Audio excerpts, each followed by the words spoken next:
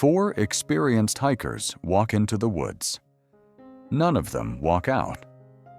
For 9 years, nobody knew what happened to the Kingsley family until a storm knocked down the wrong tree and the mountains finally gave up their darkest secret. What investigators found beneath those roots would prove that sometimes the most dangerous thing in the wilderness isn't what you'd expect. It started like any normal family vacation. David Kingsley loaded the car while his wife Sarah double-checked their hiking gear for the 3rd time. Their daughter Emma, 16 and excited about her first real mountain adventure, was busy taking selfies for Instagram. 14-year-old Jake couldn't stop talking about the black bears he hoped to spot. They weren't weekend warriors stumbling around with brand new equipment. David had been hiking these mountains since college. Sarah grew up camping with her grandfather in these exact woods. They knew what they were doing. The Great Smoky Mountains in October are something special. The leaves turn every shade of red, orange, and gold you can imagine. It's the kind of view that makes you understand why people drive hundreds of miles just to see it.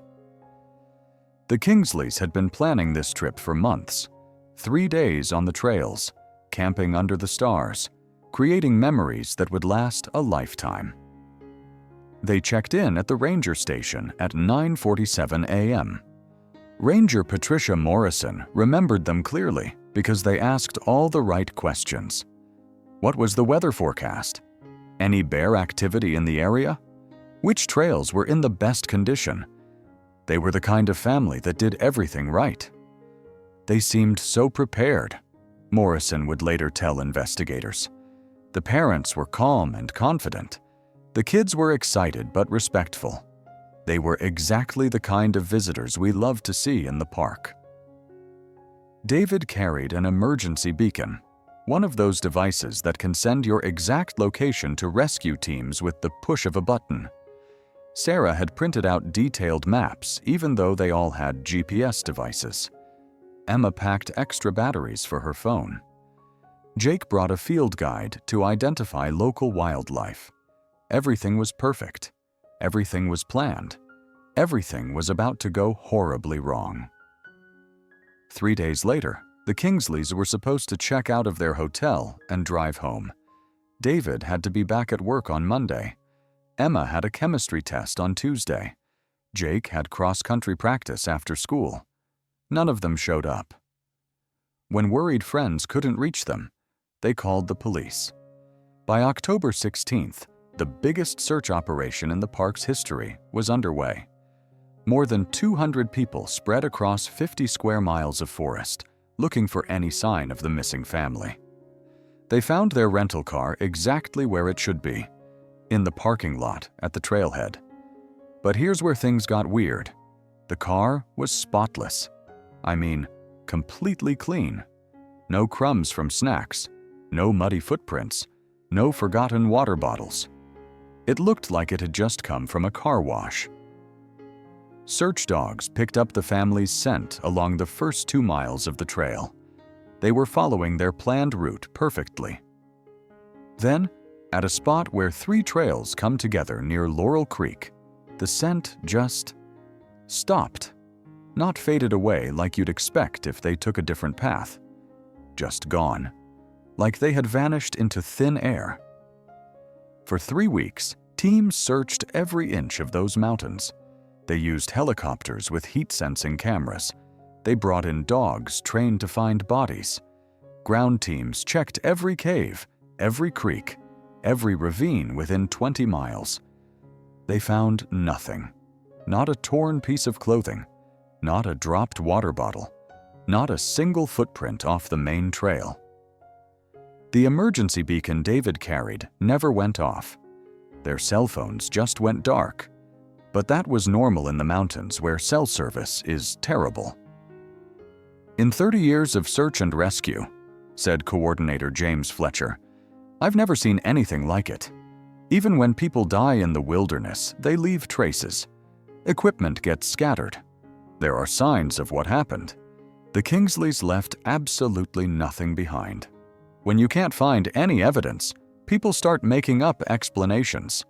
Maybe they encountered a bear, some said. But bears don't make entire families disappear without a trace.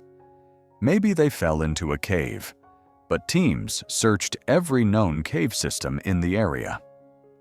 The most popular theory was that they got lost, died from exposure, and wild animals scattered their remains.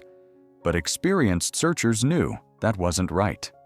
Even after animals get to human remains, there are always bones left behind. Always some gear. Always something. Some people wondered if the family had faked their own disappearance. But why would they? David and Sarah had good jobs, money in the bank, kids doing well in school. They had no reason to disappear and start new lives somewhere else. The case made national news. It was featured on those missing persons TV shows where they reconstruct what happened. Tips poured in from all over the country. Someone thought they saw David at a gas station in Colorado. Another person was sure Sarah was working at a diner in Florida. Every lead was checked. Every single one turned out to be wrong. David's brother Mark never stopped looking. Every year on the anniversary, he'd come back to the mountains and search. He'd walk the trails, calling their names, hoping against hope that somehow they'd hear him and call back. "They're out there somewhere," he'd tell reporters every year. David was too smart to just get lost. Something happened to them, and someday we're going to find out what. Life went on, but the mystery didn't fade.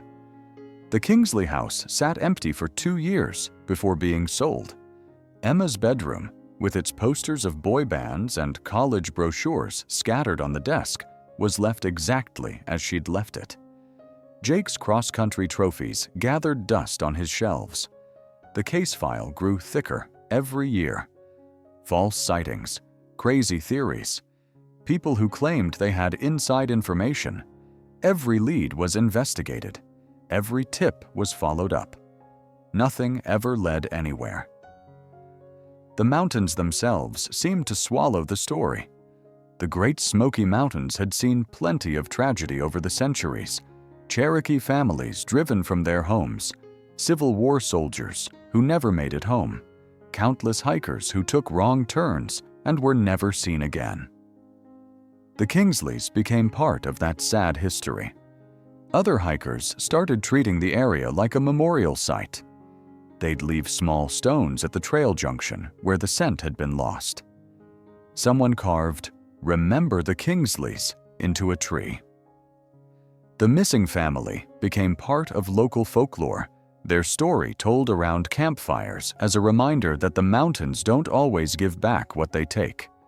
Rangers noticed something else too. Experienced hikers who heard the story started being more careful. They checked in more often. They stuck to marked trails. They traveled in larger groups. The Kingsley mystery had made everyone a little more aware that even the most beautiful places can be dangerous. October 2023 brought the kind of storm that old-timers talk about for decades afterward. Hurricane-force winds and rain that felt like it was trying to wash the mountains themselves into the valleys below. Trees that had stood for centuries were ripped out of the ground. Roads were washed away. The whole park had to be closed for weeks while crews cleaned up the damage.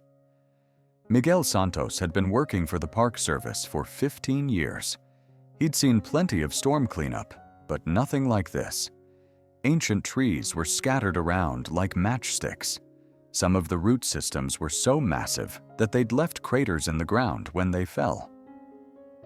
On a foggy morning in late October, Santos was cutting up a huge oak tree that had fallen near Laurel Creek. The tree was old, maybe 200 years old, and its roots had been spread out over an area the size of a small house. When it came down, it left a hole in the ground that was 15 feet across and 6 feet deep. Santos was working with his chainsaw when something caught his eye. A flash of blue fabric, dirty and faded, sticking up from the dark soil at the bottom of the crater. At first, He thought it was just trash that had gotten buried over the years. But as he looked closer, he realized the fabric was attached to something much bigger.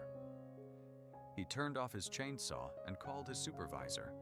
Within an hour, the site was crawling with police, FBI agents, and forensic experts. What they found in that hole would finally answer the question that had haunted the mountains for 9 years. But the answer was going to be worse than anyone had imagined. The remains of the Kingsley family were buried exactly 6 feet down, arranged in a way that made investigators' skin crawl.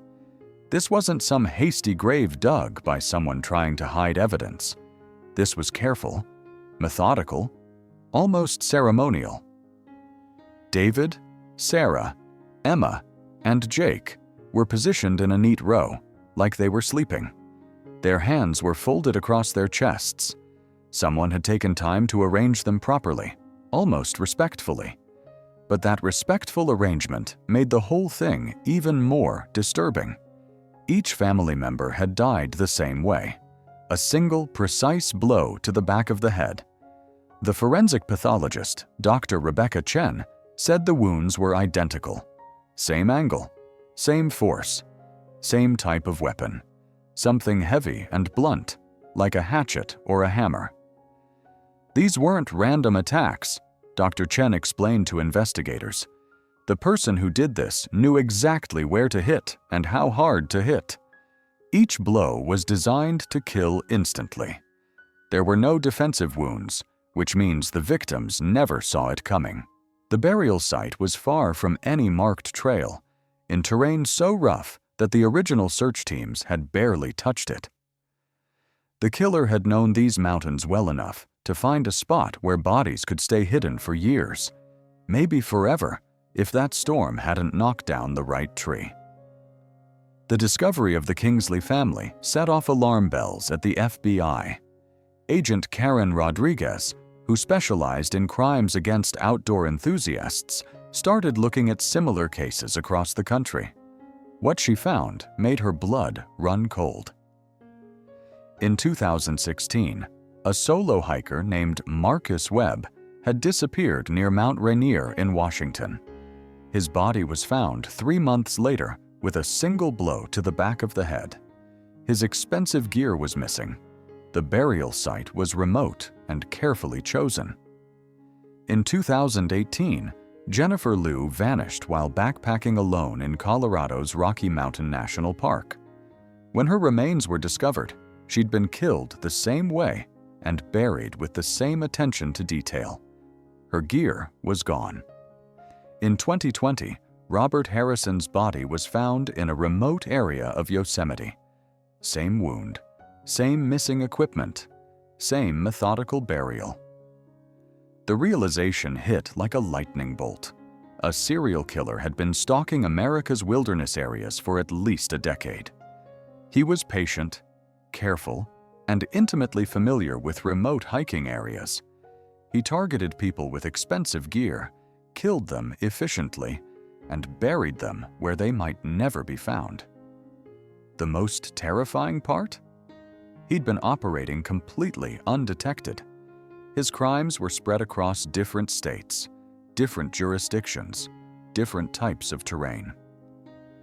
Until the Kingsley discovery connected the dots, nobody had realized that all these separate tragedies were the work of one man. The FBI put together a task force to hunt what they called the wilderness killer. Criminal psychologist Dr. Sarah Brennan worked with investigators to build a profile of their suspect.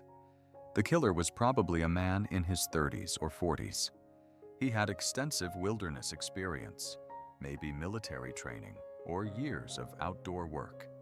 He lived or worked in areas where he could access remote trails and study hiking patterns. He was patient enough to stalk victims for days, learning their routines before striking. Most disturbing of all, he could approach his victims without alarming them. That meant he probably looked harmless, maybe even helpful. The kind of person you'd trust if he offered directions or asked to share your campfire. This isn't just about robbery, Dr. Brennan explained. the ritualistic burial, the targeting of experienced hikers, the complete removal of gear. This suggests someone who sees wilderness areas as his personal territory.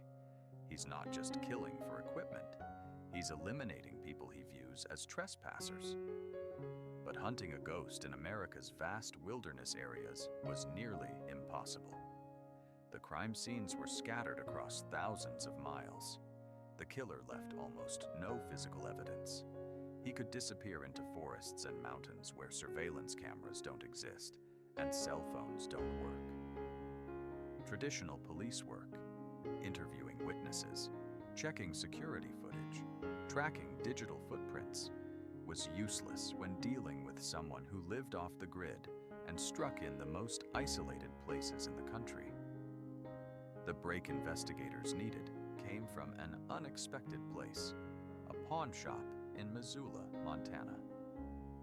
In November 2023, just weeks after the Kingsley remains were discovered, shop owner Dale Martinez had a customer who made him nervous. The man was lean and weathered in the way of someone who spent most of his time outdoors. He carried a duffel bag full of expensive hiking gear, GPS devices, sleeping bags, boots, camping equipment that would cost thousands of dollars new. When Martinez asked casual questions about the gear, the man's answers didn't make sense. What really bothered Martinez was the variety. It looked like equipment from different people, different brands, different sizes, different levels of wear. It didn't look like someone selling their personal collection. It looked like someone liquidating stolen goods. Martinez had been following the wilderness killer case in the news. Something about this customer made his instincts scream. After the man left without selling anything, claiming he needed to think about the prices, Martinez called the police. Detective Lisa Park took the call and immediately understood the significance. She got the shop's security footage and started the process of identifying the mysterious seller. The man had bought coffee at a nearby gas station using a credit card. The name on the card was Lucas Vance. When investigators ran that name, they found a pattern that made their hearts race. For the past decade, Lucas Vance had been documented in locations that matched almost perfectly with where hikers had been killed. Lucas Vance was 38 years old and had been living off the grid for more than 15 years.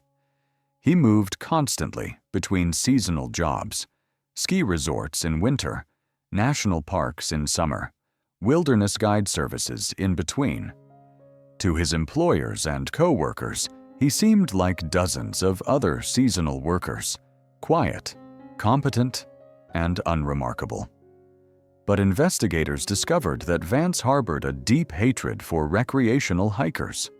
In online forums about wilderness survival, he'd posted increasingly angry rants about weekend warriors and gear collectors who he believed were ruining sacred wilderness areas. "These people think they can buy their way into the wilderness," one post read. "They show up with thousands of dollars worth of equipment they don't deserve, taking selfies and leaving trash behind. They don't understand what it means to truly belong out here." In Vance's twisted mind, he wasn't committing murder. He was protecting the wilderness from people who didn't deserve to be there. The expensive gear he stole wasn't theft. It was rightful redistribution to someone who understood its true value. Dr. Brennan later described Vance as a classic example of a mission-oriented killer. He developed a belief system that cast him as a guardian of the wilderness, she explained. In his mind, killing these hikers wasn't murder. It was conservation. Lucas Vance was arrested at a remote campground in Idaho on December 3, 2023. He'd been living in a modified van, constantly moving to avoid detection while selling stolen gear through pawn shops and online marketplaces. At first, Vance refused to talk. He sat in the interrogation room for hours, staring at the wall, saying nothing. But as evidence mounted, DNA from crime scenes, witness testimony from pawn shop owners, possession of victims' equipment. His silence began to crack. The breakthrough came when investigators showed him photographs of the Kingsley family. Pictures from happier times, David teaching Jake to tie knots, Sarah and Emma laughing at some private joke, all four of them grinning at the camera during a previous hiking trip. For the first time, Vance's carefully maintained composure slipped. His hands shook slightly. His breathing changed. "You don't understand," he finally whispered. "They didn't belong out there. None of them did."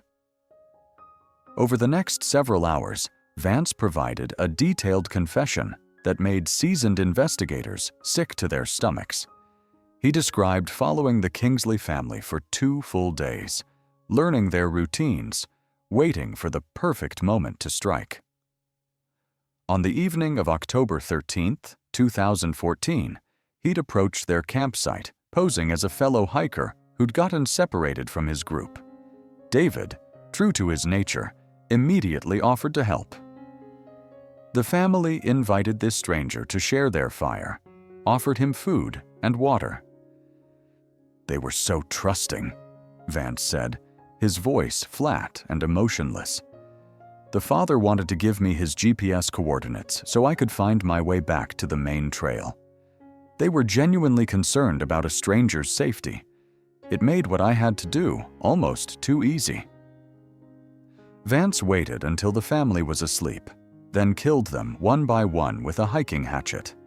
He spent the rest of the night carefully burying their bodies in the remote location he'd scouted earlier, arranging them in what he called a respectful manner. "They were good people," he admitted, showing the first hint of real emotion. "But they were in the wrong place. The wilderness isn't a playground for families with expensive gear and GPS devices. It's sacred ground, and I was its protector." As investigators dug deeper into Vance's activities, the true extent of his crimes became clear. Beyond the cases already linked to him, evidence suggested he may have killed as many as 15 people over the past decade and a half. His victims shared common traits: experienced hikers with high-quality gear, often traveling in small groups or alone in remote areas. Vance had developed a system for identifying and stalking potential targets, sometimes following them for days before attacking. He kept detailed journals documenting his observations of hikers. He rated them based on their equipment, their behavior, and what he perceived as their worthiness to be in the wilderness. The journals revealed a deeply disturbed individual whose love of nature had been twisted into something dark and predatory. Perhaps most chilling was the realization that Vance had operated undetected for so long precisely because he knew the wilderness so well. His knowledge of remote areas allowed him to hide bodies in locations that might never be found. His transient lifestyle made him nearly impossible to track. He was the ultimate predator, patient, intelligent, and perfectly camouflaged within the outdoor community he hunted.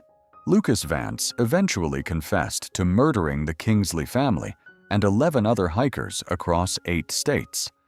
Faced with overwhelming evidence, he pleaded guilty to multiple counts of first-degree murder in exchange for avoiding the death penalty. He received 8 consecutive life sentences without the possibility of parole. During his sentencing hearing, family members of his victims were allowed to address him directly. Mark Kingsley, David's brother, spoke for his lost family. "You took away 4 beautiful people who loved the outdoors and respected the wilderness you claimed to protect," he said, his voice steady despite obvious pain. "You turned places of beauty and peace into crime scenes. You didn't protect anything. You destroyed it." Vance showed no emotion during the hearing. He stared straight ahead as victim after victim was remembered by their loved ones. When given the opportunity to speak, he declined. Even facing life in prison, he maintained the cold detachment that had allowed him to kill so many innocent people. The case officially closed in March 2024, nearly 10 years after the Kingsley family had vanished on what should have been a perfect autumn hiking trip. Their remains were finally laid to rest in a ceremony attended by hundreds of people from the hiking and outdoor community. The Lucas Vance case changed everything about how law enforcement handles missing persons cases in wilderness areas. A new database was created to track patterns in hiking disappearances. Communication between park services and law enforcement agencies was completely overhauled. But the case also changed something more fundamental. It shattered the illusion that wilderness areas are safe from human predators. For the first time, experienced hikers had to acknowledge that the greatest danger in the mountains might not come from bears or bad weather, but from other humans who blend seamlessly into the outdoor community. We think of wilderness areas as places to escape from human dangers, explained Dr. Brennan. But predators exist everywhere. The very isolation and trust that make outdoor communities special can also make them vulnerable to those who exploit that trust. The Great Smoky Mountains continue to draw millions of visitors each year. The trails where the Kingsley family took their final hike remain popular with families and experienced hikers alike. A small memorial plaque near the Laurel Creek Junction honors their memory and serves as a reminder that vigilance is always necessary, even in the most beautiful places on Earth. The ancient oak tree that had kept the family's secret for 9 years was cut up and removed, but its massive root system left a permanent crater in the earth. That crater has slowly filled with wildflowers and new growth. Park rangers say it's become an unofficial memorial site where hikers pause to remember not just the Kingsleys, but all those who have been lost to violence in places that should have been sanctuaries. The story of Lucas Vance and his victims serves as a haunting reminder that evil can wear a friendly face and carry a helpful smile. It can know the names of local plants and the best spots to watch sunsets. It can blend so perfectly into the outdoor community that nobody suspects the truth until it's too late. For those who love the wilderness, the Kingsley family's tragedy represents a fundamental loss of innocence. The mountains and forests that once seemed like refugees from the world's dangers are now places where different kinds of vigilance are required. But their story also demonstrates the power of persistence and the importance of never giving up on the missing. If that storm hadn't knocked down the right tree, if Miguel Santos hadn't noticed a flash of blue fabric, if investigators hadn't connected the dots between cases in different states, Lucas Vance might still be out there, still hunting, still killing. The Kingsley family's legacy lives on in the increased awareness their tragedy created. Hikers are more cautious about strangers they meet on remote trails. They check in more frequently with loved ones. They trust their instincts when something feels wrong. Their story reminds us that no matter how far we venture into the wild, we can never completely escape the potential for human evil. Sometimes the most dangerous predator in the forest walks upright, speaks our language, and knows exactly what to say to earn our trust. The mountains themselves remain neutral observers, beautiful and eternal. It's the people who enter them that determine whether they become places of wonder or scenes of horror. The Kingsley family went into the mountains seeking adventure and beauty. Instead, they found something much darker, a reminder that sometimes the thing we should fear most in the wilderness is the person offering to help us find our way home. Most chilling of all, he had been operating undetected, his crimes scattered across different states and jurisdictions, making pattern recognition nearly impossible until the Kingsley discovery connected the dots. The FBI established a task force to investigate what they dubbed the Wilderness Killer. The profile that emerged was both specific and terrifying.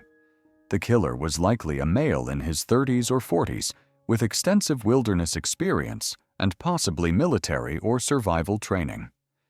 He targeted hikers who carried high-quality gear, suggesting he was motivated by both a desire for equipment and some deeper psychological compulsion. The killer's methods suggested he lived or frequently traveled in wilderness areas, possibly working seasonal jobs that gave him access to remote locations and intimate knowledge of hiking patterns. He was patient enough to stalk his victims, learning their routes and schedules before striking. Most disturbing was his ability to approach victims without alerting them to danger, suggesting he appeared harmless, possibly even helpful. Dr. Sarah Brennan, a criminal psychologist consulting on the case, developed a theory about the killer's motivation. "This isn't just about robbery," she explained. "The ritualistic burial, the complete removal of gear, the targeting of experienced hikers, this suggests someone who views wilderness areas as his personal domain. He's not just killing for equipment, he's eliminating people he sees as trespassers or competitors."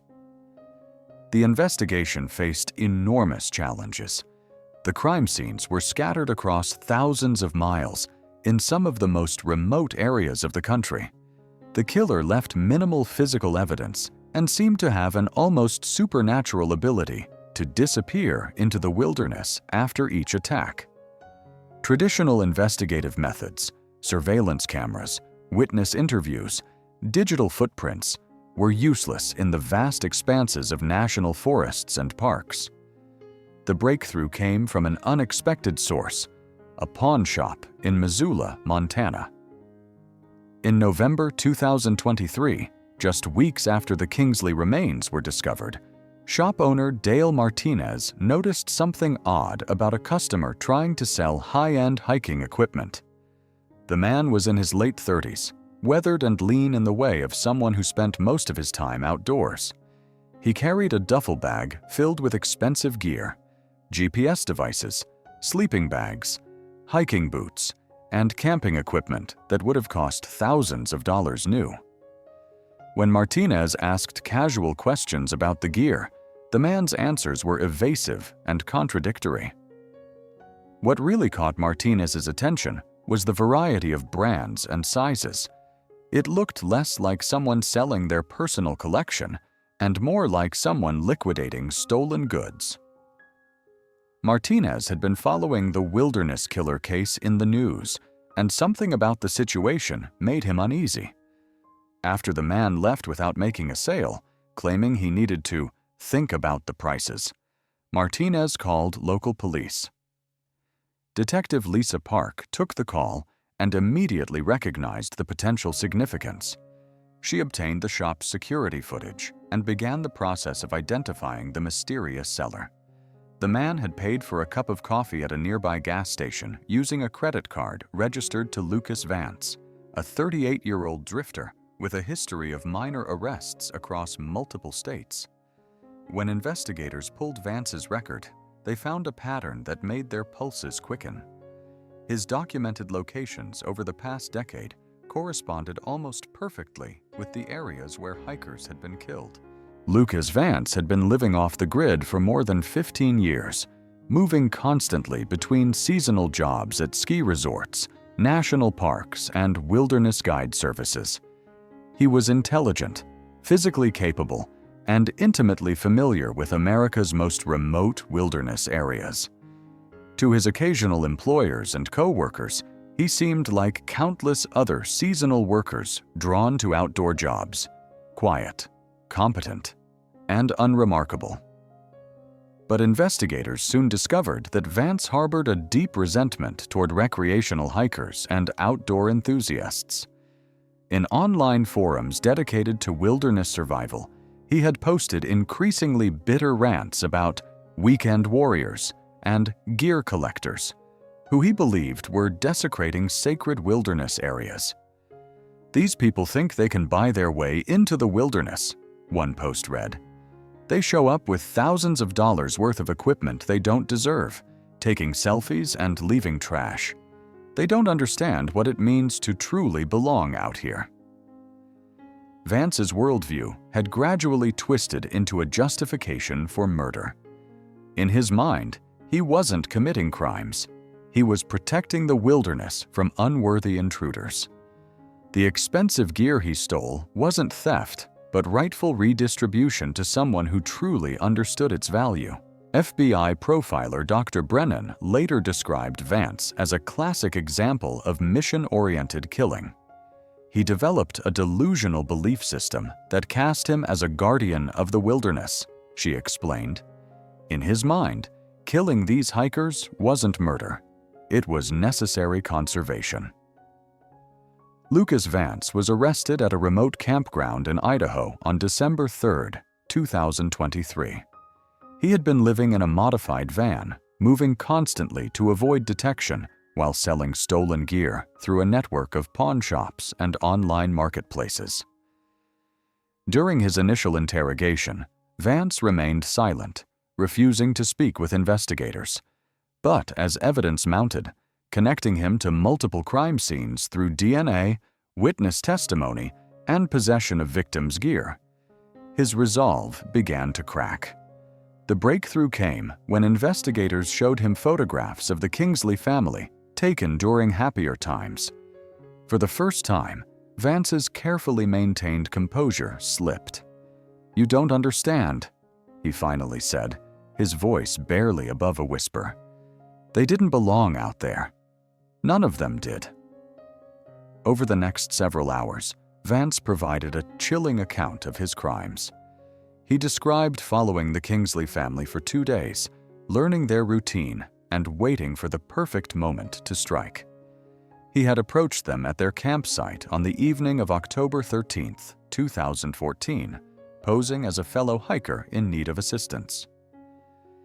"I told them I was lost," Vance recalled without apparent emotion. The father, David, immediately offered to help. They were so trusting, so eager to help a stranger. It made what came next almost too easy. Vance described attacking the family one by one as they slept, using a hiking hatchet to deliver the fatal blows. He had then spent hours carefully burying their bodies in the remote location, arranging them in what he described as a respectful manner. They were good people, he admitted, showing the first hint of emotion. But they were in the wrong place. The wilderness isn't a playground for families with expensive gear and GPS devices. It's sacred ground, and I was protecting it. As investigators dug deeper into Vance's activities, the true scope of his crimes became apparent. Beyond the cases already linked to him, evidence suggested he may have been responsible for as many as a dozen disappearances over the past 15 years. Many of his victims shared similar profiles: experienced hikers carrying high-quality gear, often traveling in small groups or alone in remote areas. Vance had developed a sophisticated method for identifying and stalking potential victims, sometimes following them for days before striking. He kept detailed journals documenting his observations of hikers, rating them based on their equipment, behavior, and what he perceived as their worthiness to be in the wilderness. The journals revealed a deeply disturbed individual whose connection to nature had become twisted into something dark and predatory.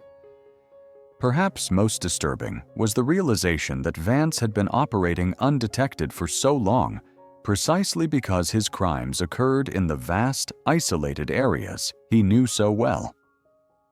His intimate knowledge of wilderness areas allowed him to hide bodies in locations that might never be found, and his transient lifestyle made him nearly impossible to track. Lucas Vance ultimately confessed to killing the Kingsley family and 7 other hikers across 6 states. He pleaded guilty to multiple counts of first-degree murder in exchange for avoiding the death penalty, receiving 4 consecutive life sentences without the possibility of parole. During his sentencing hearing, family members of his victims were given the opportunity to address him directly. Mark Kingsley, David's brother, spoke on behalf of his lost family.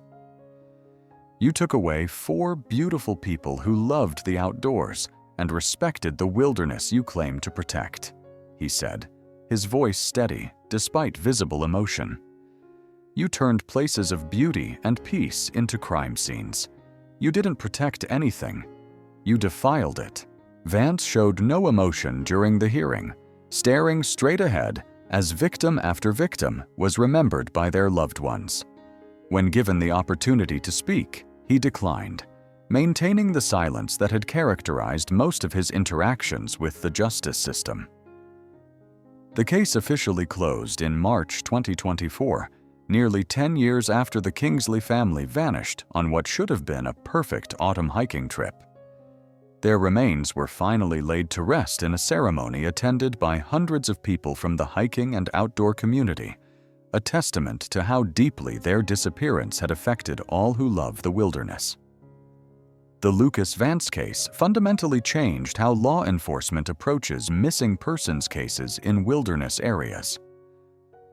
A new database was established to track patterns in hiking disappearances, and communication between park services and law enforcement agencies was significantly improved. The case also sparked conversations about safety in the outdoors that went beyond traditional concerns about weather, wildlife, and getting lost. For the first time, experienced hikers had to confront the reality that the greatest danger in the wilderness might not come from nature itself, but from other humans who blend seamlessly into the outdoor community. Dr. Brennan, the criminal psychologist who profiled Vance, offered a sobering assessment. "We think of wilderness areas as places to escape from human dangers, but predators exist everywhere. The very isolation and trust that make outdoor communities special can also make them vulnerable to those who would exploit that trust." The Great Smoky Mountains continue to draw millions of visitors each year, and the trails where the Kingsley family took their final hike remain popular with hikers and families. A small memorial plaque near the Laurel Creek Junction honors their memory, serving as a reminder that even in the most beautiful places on Earth, vigilance and awareness remain essential.